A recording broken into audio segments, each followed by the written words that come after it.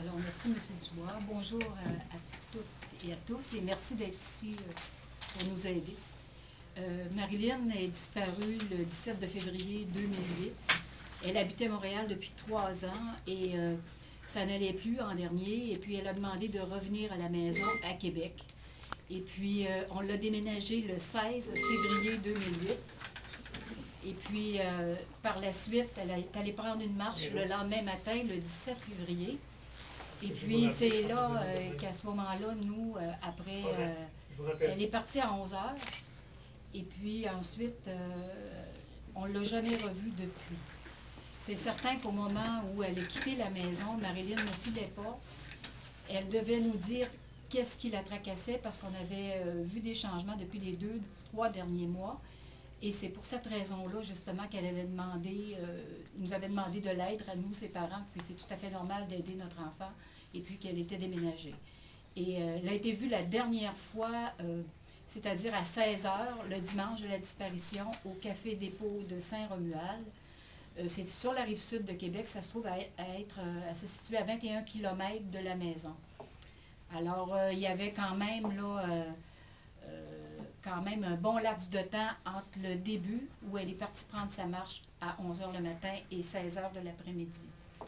Et la seule chose qu'on est certain, c'est qu'elle a pris un café au Café Dépôt de Saint-Romuald dans les 16 heures, puisque la seule chose qu'elle avait avec elle, c'était sa carte de crédit, et elle a payé avec sa carte de crédit. Toutes ces choses personnelles sont demeurées à la maison, son sac à main, et elle n'a rien apporté avec elle. Et c'est la dernière fois que Marilyn a été vue. Et on est sans nouvelles depuis. Alors, qu'est-ce qui nous amène aujourd'hui à Hawkesbury? C'est certain que entre le jour de la disparition et aujourd'hui, il y a eu des recherches de fait. Il y a eu de l'information qui est entrée à la police de Québec, parce que c'est la police de Québec qui s'occupe du dossier d'enquête, vu que la disparition se situe sur le territoire de la ville de Québec. Mais il n'y a rien eu à date qui nous a menés à notre fille. C'est certain l'enquête est toujours en cours, mais en ce qui concerne ici Hawkesbury, qu'est-ce qui est arrivé, c'est que le 21, 22 et 23 décembre, il y a une personne de Hawkesbury qui a téléphoné à l'émission de M. Claude Poirier et qui dit avoir reconnu notre fille, et puis qu'elle était en présence d'un jeune homme, et qu'il dit l'avoir vue à plusieurs reprises.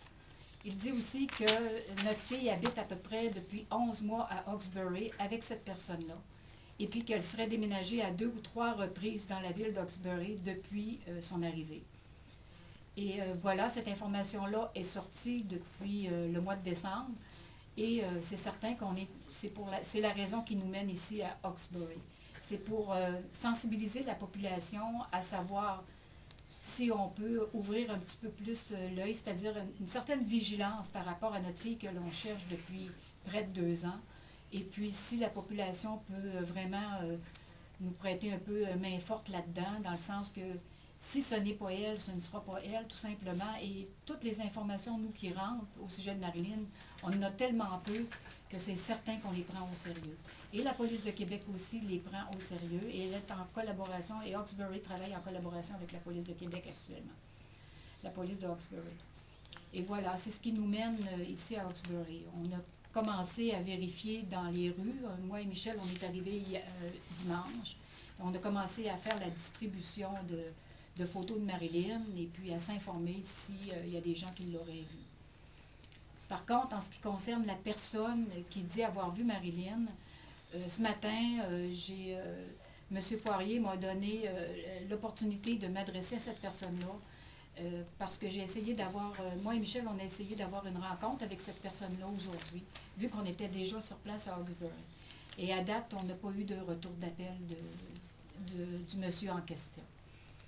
Et voilà où est-ce qu'on en est. Puis je pense que la police d'Hawkesbury nous aide beaucoup dans le dossier, dans le sens qu'ils collaborent avec nous, avec la famille.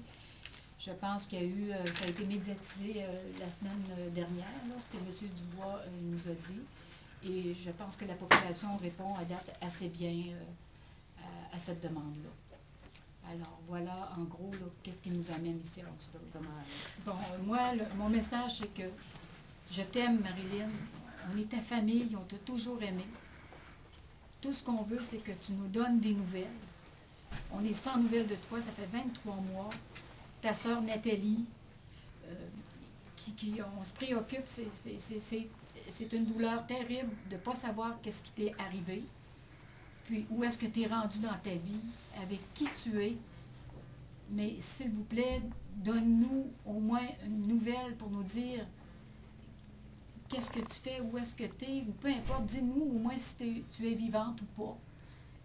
Alors, tout ce qu'on veut, c'est que tu communiques avec nous pour savoir qu'est-ce que... Ou avec la police d'Osbury, ça ne se souvient plus des numéros. Là. Je sais pas, on sait même pas si...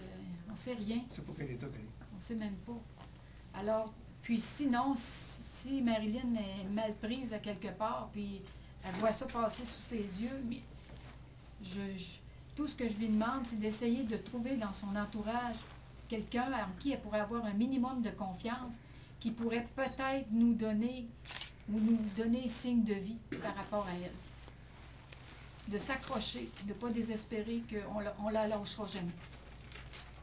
On va la chercher, on va toujours la chercher. Tant qu'on ne l'aura pas trouvée, on va te chercher, Marilyn.